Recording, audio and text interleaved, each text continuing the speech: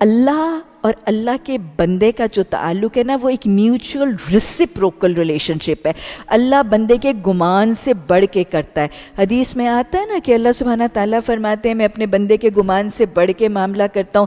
جب میرا بندہ مجھے یاد کرتا ہے تو میں بھی اسے یاد کرتا ہوں, دل میں یاد کرتا ہے تو میں بھی دل میں یاد کرتا ہوں, ایک محفل میں یاد کرتا ہے تو اس سے بہتر محفل کون سی محفل؟ فرشتوں کی محفل میں یاد کرتا ہوں.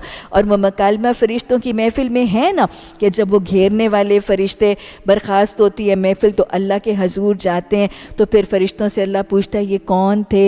الہی تیرے بندے تھے. کیا کر رہے تھے؟ اللہ تیرا ذکر کر رہے تھے. کیا چاہتے تھے؟ تجھ سے تیری بخشش کے طلبگار تھے. تو اذکرکم میں اللہ کیا کہتا ہے؟ ان سب کو کہہ دو, مجھے میرے جلال کی قسم ان سب کو کہہ دو ان کے اٹھنے سے پہلے میں نے ان کے گناہ بخش دیے. یہ ہے فاذکرونی اذکرکم.